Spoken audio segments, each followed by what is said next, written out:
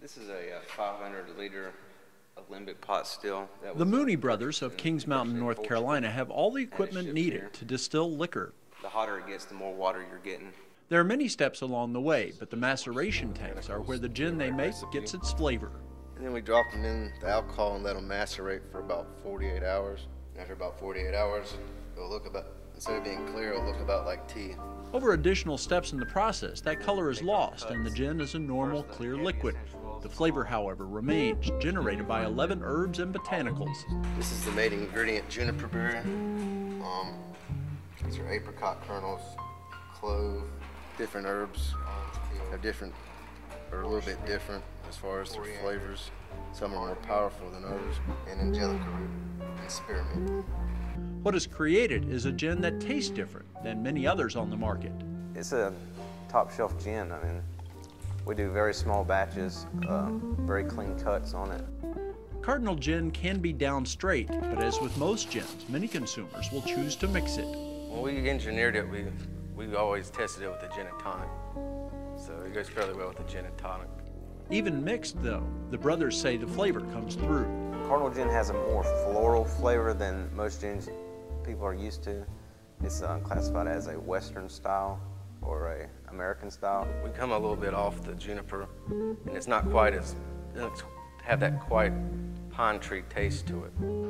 While the brothers just got into the business of distilling spirits within the past couple of years, their workspace has family ties. Their great-great-grandfather founded Mauney Mills here years ago. This is my family's old hosiery mill. They've been in the cotton business for probably 3 generations. And now that that's gone south of the border, we're making liquor here. Making socks is, I don't know, not quite as fun as this. This wasn't the brothers' first choice of what to do with their lives. Charlie was preparing for a totally different career when Alex called him up with an idea. Actually, I was in law school, and my brother called me and said something about opening a distillery. And I was getting pretty sick of law school, so opening a distillery sounded a lot funner than being a lawyer. We meet with distributors and we're sitting around a table with a bunch of suits drinking gin at 11 o'clock in the morning. There's not too many professions that allow that. Alex still works a 9-to-5 job, but sees the day when he will do this full time. We're looking forward to expanding, hiring some people, trying to make a go of this. Southern Artisan Spirits is relatively new for the brothers, but also for North Carolina, as it is only the 3rd distillery in the state and the only one making gin. Micro distilleries are there's a lot more of them on the West Coast than there is on the East. California and Washington State, there's a lot of distilleries, but here in North Carolina, there's only 3 right now. In the whole Southeast, there's very few distilleries. There will be more distilleries to come, but Alex and Charlie note that they are not guaranteed moneymakers. Some people have the idea that you're just going to start a distillery, you're going to start making millions of dollars, and it's just not that easy.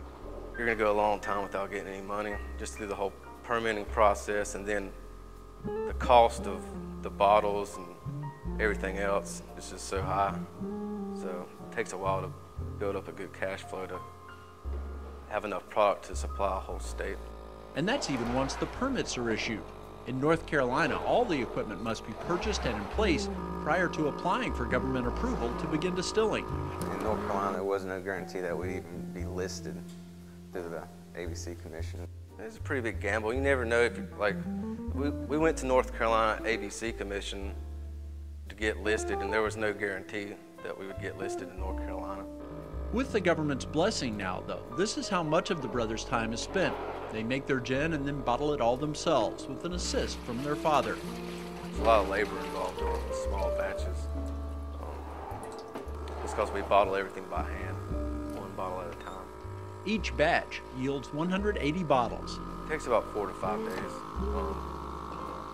We usually don't bottle the same day we distill just because we're wore out by the time it's done. Alex and Charlie have done this enough that they know exactly what it takes and exactly what each batch will produce. Every batch tastes the same.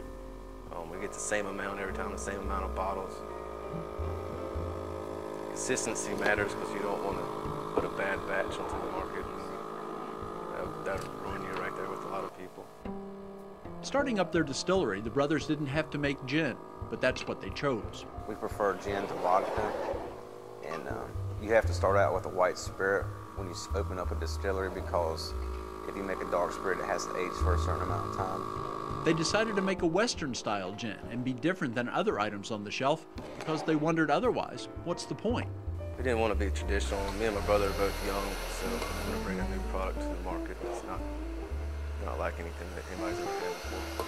Things are now at a point where the groundwork has been established and things are beginning to happen. Distributors are starting to call us from other states now instead of us having to call them. The brothers are even planning ahead about how to follow a successful start by expanding their product line. We wanted to do a bourbon here shortly, and see where that takes us. And that's going to require aging, so it'll probably be 2 years down the road before we even get it on the market, at least.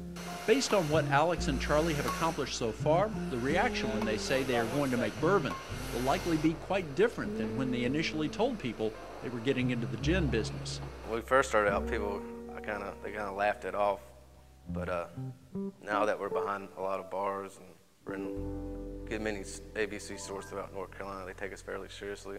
They think it's really cool that what we're doing.